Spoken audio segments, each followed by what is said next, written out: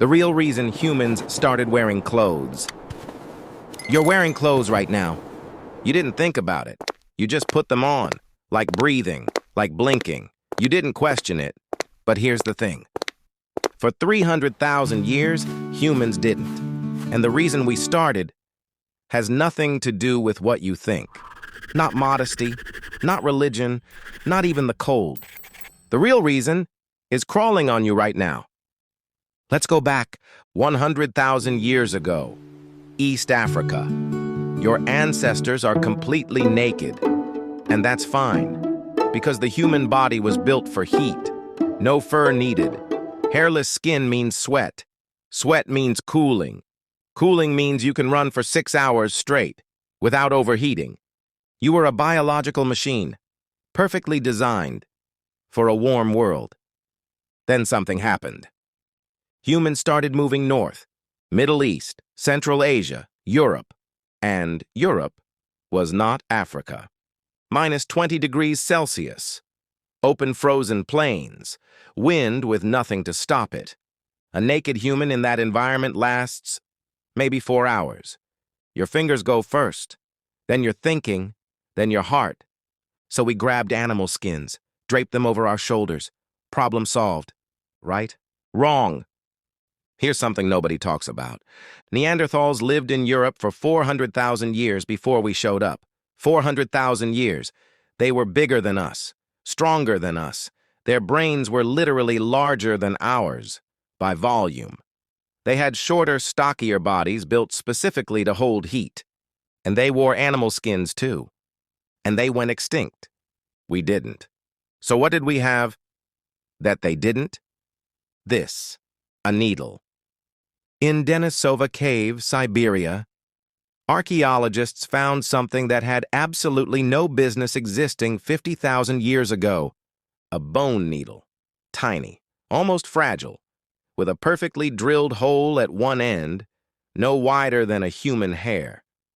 One scientist picked it up and said it looked like something you could buy at a store today, because the design was already perfect.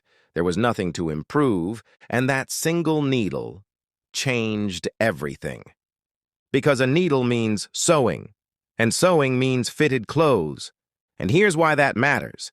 A loose animal skin draped over your shoulders leaks heat from every gap, every open edge, every place where cold air can sneak in. In minus 20 with wind, those gaps kill you, slowly, silently. But a fitted coat, sealed seams, closed wrists, a hood that cinches around your face, that traps a layer of warm air right against your skin. You're not just wearing clothing anymore. You're wearing a portable shelter. That needle is why you exist.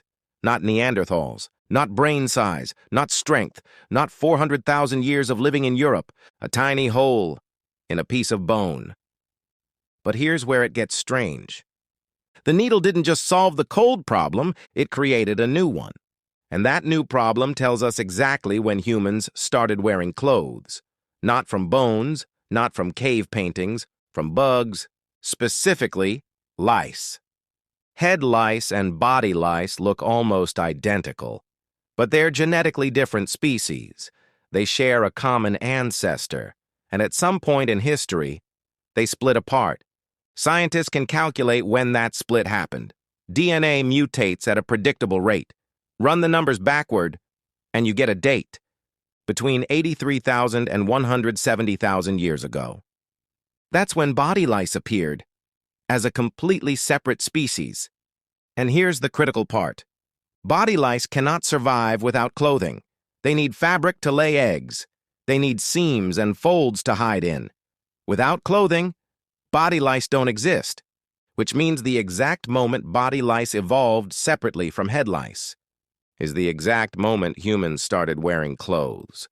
We didn't find the first piece of clothing. It rotted away thousands of years ago. But we found the bug that lived in it, and we read its DNA. That's not just science. That's one of the most haunting things I've ever learned. But lice didn't just appear and disappear. They stayed, and they brought something with them. Body lice carry disease. Epidemic typhus, relapsing fever, trench fever, diseases that have killed more humans than every war in history, combined. More than swords, more than bombs, more than bullets. The moment humans started wearing clothes, body lice had an ecosystem spanning the entire species, and they used it. Every solution creates a new problem. That's the oldest rule in human history. But humans didn't stop wearing clothes. They fought back. They used smoke to treat hides. Insects hate smoke. They pressed heated stones against seams to kill eggs. The same fire that cooked the meat, cleaned the clothes. They adapted. They always adapted. Now, here's the part that changes how you see everything. 40,000 years ago, something shifted. Archaeologists call it the Upper Paleolithic Revolution. Suddenly, humans were everywhere producing art, jewelry, decorated objects at a scale that never existed before. Cave paintings, carved figurines, shell beads traded across hundreds of kilometers, and decorated clothing. At burial sites across Europe and Russia, archaeologists found skeletons surrounded by thousands of tiny ivory beads, not scattered, arranged, in precise patterns along the body. That only makes sense if they were sewn directly onto garments. Someone spent months making clothing that kept nobody warmer. That helped nobody hunt. That had zero survival function. It existed for one reason only: to say something. Because once you can sew, clothing becomes a signal. Who you are, where you're from, what group you belong to, what your status is. Before you say a single word, your clothing has already spoken. In a world where survival depended entirely on cooperation, being visibly part of the group wasn't optional. It was life or death. Your clothing told people at a distance whether you were one of us or one of them. A wearable identity. In a world where mistaken identity got you killed. That's why clothing spread to every single human culture on Earth. Not just because it was warm, because it was information. Think about what you're wearing right now. You picked it. You chose it. You're communicating something with it right now, without saying a single word. You've been doing what humans have done for 100,000 years, and you didn't even realize it. But the deepest part of this story isn't survival. It isn't status. It's what clothing did to the human mind. The moment you cover your body consistently, the uncovered body becomes something different. Private, intimate, vulnerable. And here's the inversion that breaks most people's brains. Modesty didn't cause clothing. Clothing caused modesty. Shame didn't cause clothing. Clothing caused shame. The psychology followed the technology, not the other way around.